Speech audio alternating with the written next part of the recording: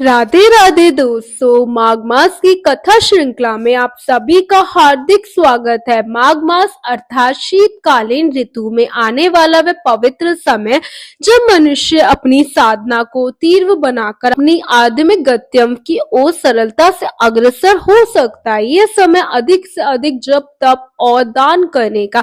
इसी माघ मास में हम श्रवण कर रहे माघ मास के माध्यम को दर्शाने वाली इन सुंदर पौराणिक कथाओं को। तो आइए माघ मास की इस कथा श्रृंखला को आगे बढ़ाते हैं और सुनते हैं आज की माघ मास व्रत कथा। पिछली कड़ी में आपने सुना था कि ऋषि मृगशंग ने माघ मास के माध्यम के पुण्य फल से एक हाथी का उद्धार कर दिया था। वह हाथी दिव्य देह प्राप्त कर स्वर्गलोक की ओर चला गया, परंतु उन कन्याओं का क्या होगा जिन्हें उस हाथी ने कुएं में ढकेल दिया था। आइए उसी कथा को आगे बढ़ाते हैं। ऋषि मृगशंग से प्रार्थना करने के पश्चात वह हाथी अपनी योनि से मुक्त होकर स्वर्ग को चला गया। निस्संदेह सत्पुरुषों का संग उत्तम गति प्रदान करने वाला होता है। इसके पश्चात महात्मा मृगशंग उस वेश को हाथी की योनि से मुक्त करने के बाद पुनः स्वयं गले तक जल में खड़े होकर सूर्य नंदन यमराज की स्तुति करने लगे।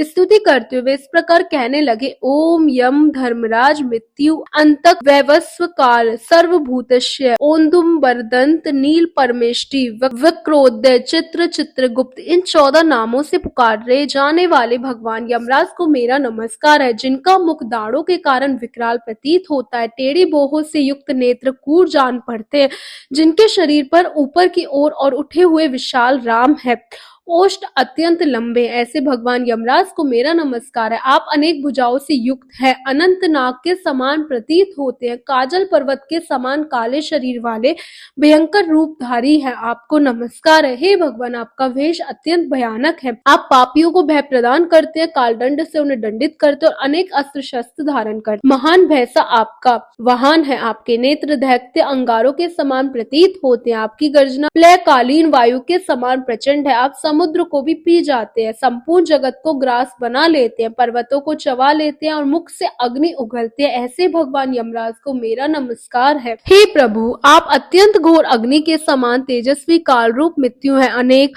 रोग आपकी सेवा में उपस्थित रहते हैं। आप भयंकर भारियों महामारियों के साथ रहते हैं। पापियों के लिए आपका स्वरूप ऐसा ही है। आपको बार बार नमस्कार है, किंतु वास्तव में आपका स्वरूप खिले हुए कमल के समान प्रसन्न है। आपके नेत्रों में करुणा भरी है।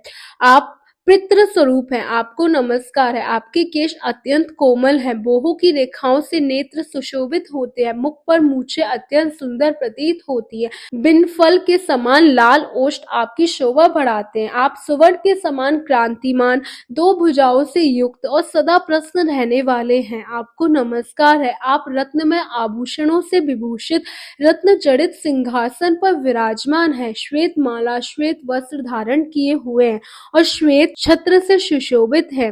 दो दिव्य नारियां चंदन धुलाती हुई आपकी सेवा में उपस्थित है। रत्न में हार कुंडल भुजबंद और किरीट आपकी शोभा को और बढ़ाते हैं। आपकी कृपा दृष्टि सीमाओं का अतिक्रमण कर जाती है। आप सबको मित्र भाव से देखते हैं, संपत्तियों से समृद्ध है और सौभाग्य के परम आश्रय, धर्म और अधर्म के ज्ञान में निपुण सभासद आपकी उपासना करते हैं। संयमी पुरी की सभा में धर्म सत्य शम दम और वर्णाश्रम जनित शुद्ध आचरण साकार रूप में आपकी सेवा में उपस्थित रहते हैं।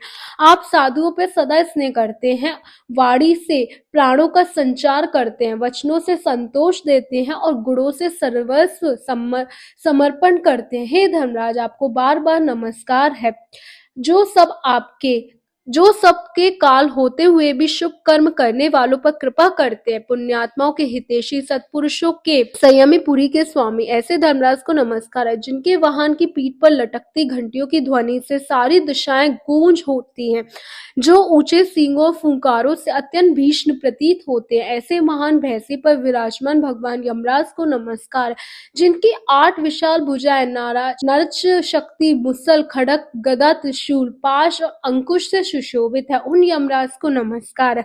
हे भगवान, जब आपके दूत पापी जीवों को दृढ़ता से बांधकर आपके सम्मुख लाते हैं, तब आप उन्हें आदेश देते हैं कि इन पापियों को घोर नरकों में डालो, छेद डालो, टुकड़े टुकड़े करो, जलाओ, सुखाओ, पीस डालो। इस प्रकार यमुना जी के ज्येष्ठ भ्राता भगवान यमराज को मेरा नमस्कार है। इस प्रकार की स्तुति करके मृगशृंग ने करुणा उदारता के सागर दक्षिण दिशा के स्वामी भगवान यम का ध्यान करते हुए उन्हें दश प्रणाम किया। इससे भगवान यम अत्यंत प्रसन्न और दिव्य तेजस्वी रूप धारण कर मुनि के सम्मुख प्रकट हुए। उनका मुख कमल के समान प्रसन्नता से खिला हुआ था। किरीट, हार, केयूर और मणि में कुंडल धारण किए अनेक सेवक उनकी सेवा में उपस्थित थे। इसके पश्चात यमराज ने मुनि से वार्तालाप किया। वह संवाद क्या था, ये हम जानेंगे मास माग कथा श्रृंखला की अगली कड़ी में।